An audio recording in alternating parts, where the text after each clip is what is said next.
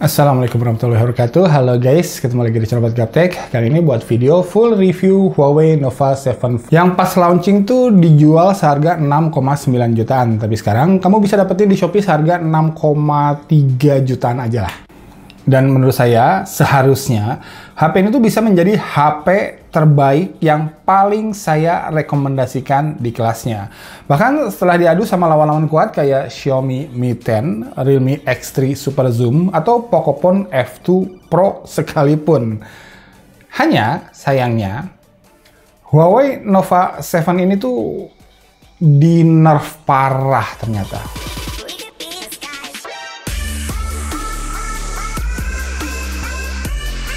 Oke, walau ini HP yang hebat di mata saya, tapi jelas nggak sempurna dong ya.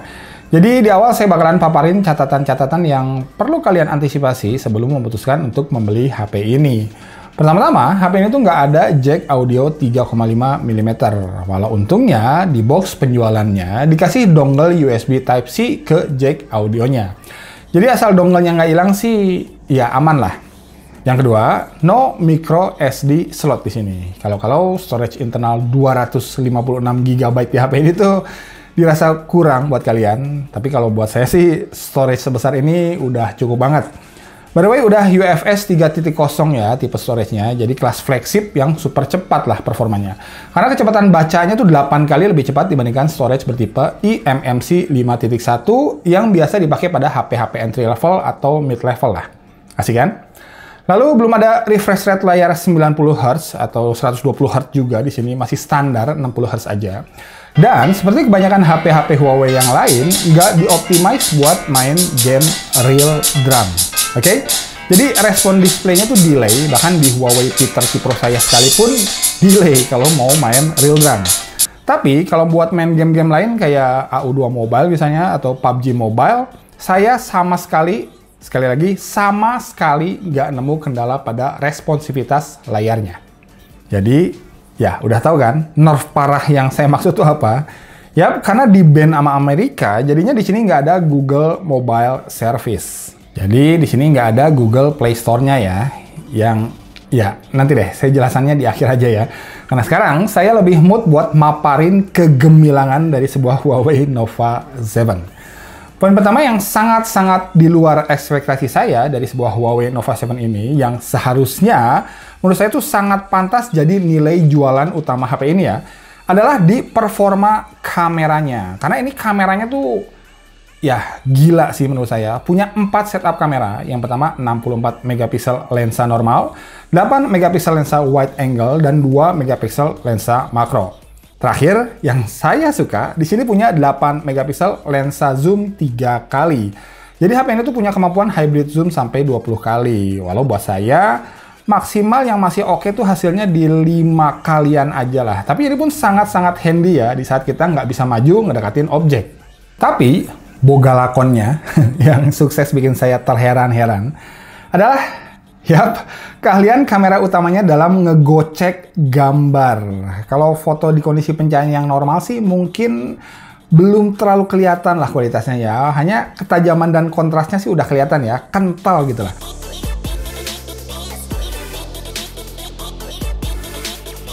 Nah, tapi kalau udah diadu moto pada kondisi pencahayaan yang nggak ideal, baru deh kelihatan semuanya.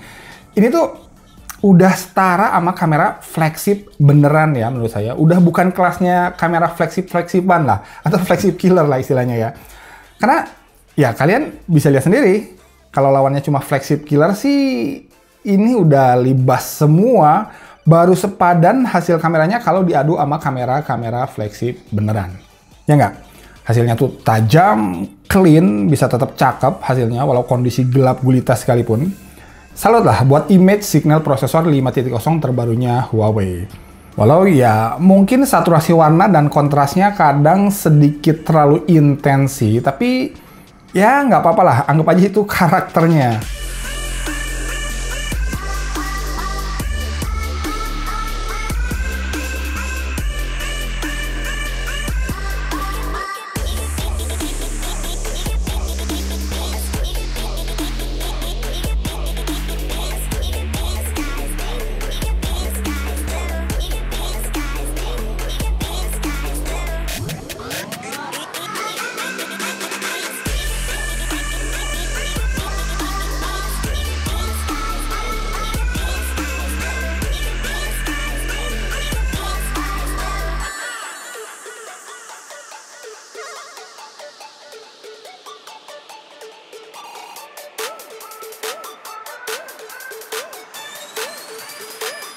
Kemudian kamera selfie-nya juga oke, walau mungkin beda-beda karakter sama para pesaingnya, tapi ya bersaing lah. Ini contoh selfie pakai screen flash.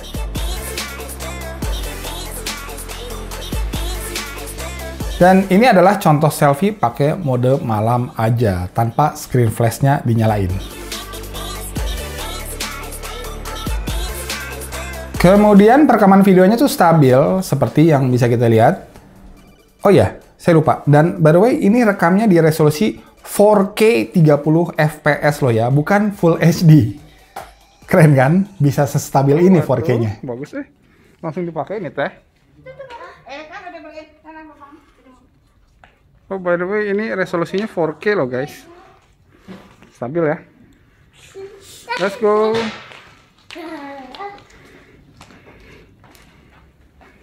Let's go. Udah pakai hand sanitizer. Oke lanjut, sekarang kita cek performanya. Chipsetnya pakai Kirin 985 yang terfabrikasi di 7 nanometer. Memang belum secepat chipset flagship terbaru Snapdragon 865 yang dipakai Pocophone F2 Pro loh ya. Tapi ini tuh the next best thing-nya lah. Performanya kurang lebih setara sama chipset flagship Huawei tahun lalu, hanya di sini udah support native 5G. Oke? Walau memang sekarang di lock sih, karena belum ada 5G-nya juga di Indonesia. Tapi harusnya sih nanti bakalan dengan mudah di unlock dong ya, kalau jaringannya udah ready di sini. RAM-nya 8GB, storage-nya 256GB. Jadi ya, kalau soal performa, bukan yang tercepat, tapi udah nggak usah diragukan lagi lah ya.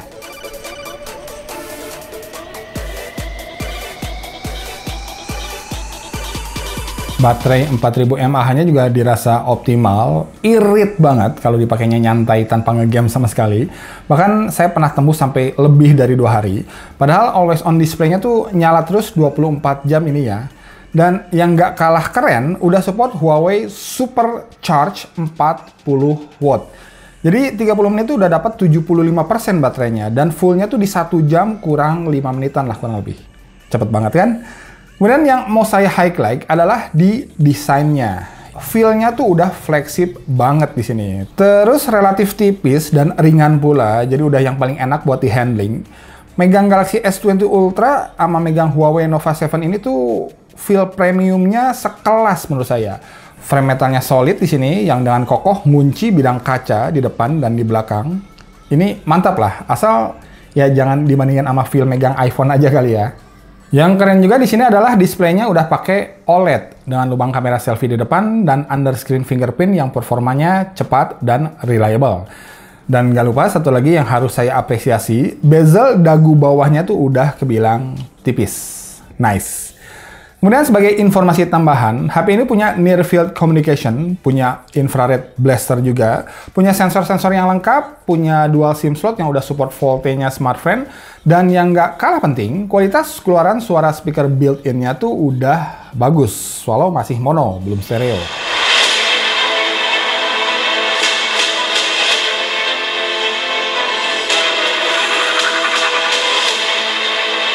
So, gimana? Kamera sekelas flagship beneran, ini penting. Video 4K-nya stabil, performanya keren, storage-nya lega, baterai awet, plus ngecasnya tuh hanya butuh waktu 1 jam doang. Build-nya premium, desainnya kekinian, ditambah fitur-fitur pelengkap kayak NFC, infrared blaster, dan lain-lain. Hanya dijual seharga 6 jutaan lebih sedikit. Tuh, ini HP imba banget kan?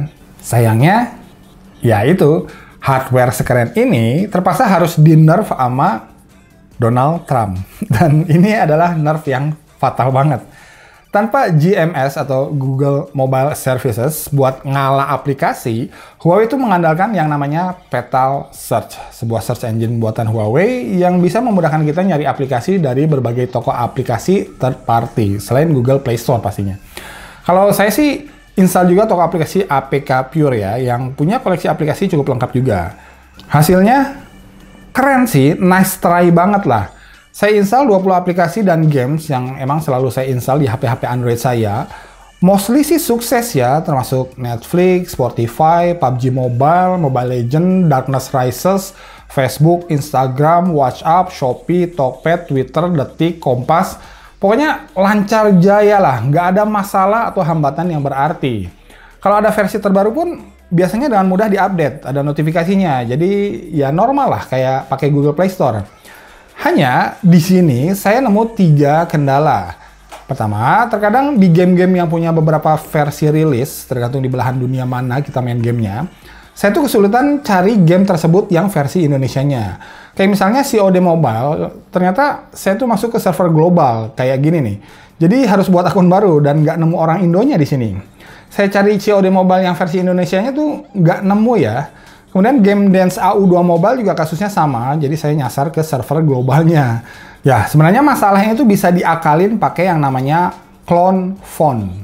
Oke? Jadi install aplikasi phone clone dulu di HP lain, terus install COD Mobile-nya tuh dari Play Store di HP lain tersebut. Nah, terus pakai aplikasi phone clone-nya buat pindahin game COD Mobile dari HP lain yang tadi ke Nova 7 ini. Ya, walau sukses nggak ada masalah, tapi jelas jauh dari kata praktis ya. Namanya juga ngakalin. Nah, kemudian kendala kedua, beberapa aplikasi yang perlu aplikasi dari Google langsung, yang berhubungan, yang nge-link gitu, kadang nggak berjalan dengan sempurna, atau bahkan nggak jalan sama sekali.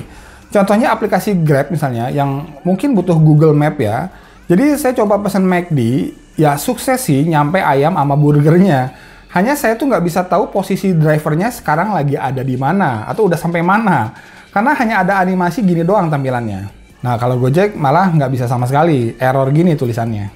Kemudian kendala ketiga, aplikasi bawaan Google nggak bisa berjalan dengan sempurna pastinya.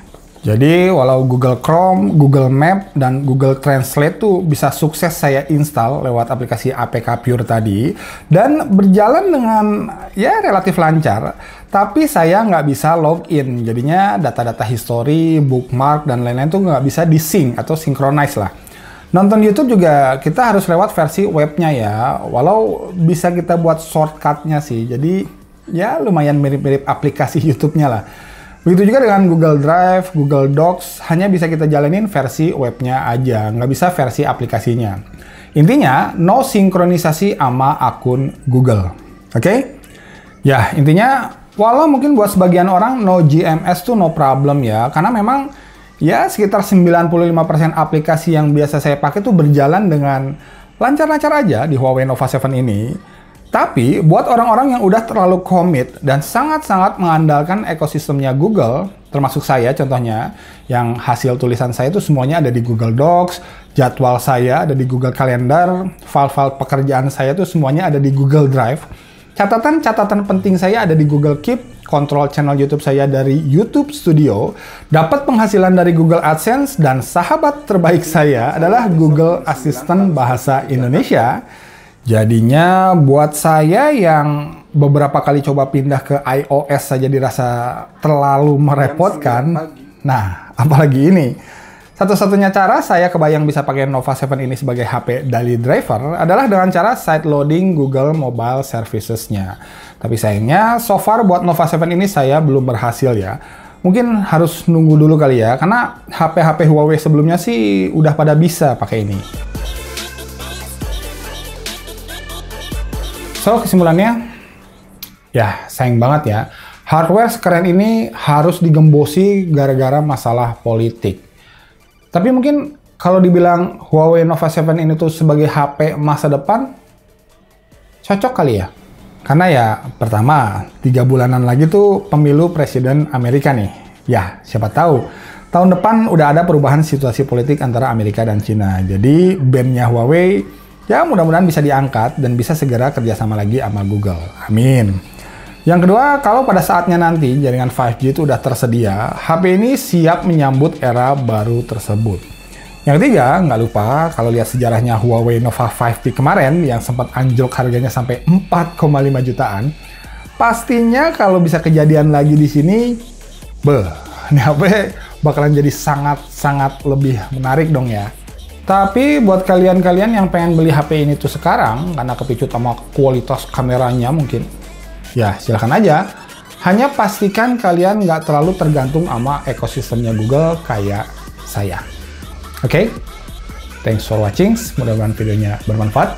Nikos out. Assalamualaikum warahmatullahi wabarakatuh.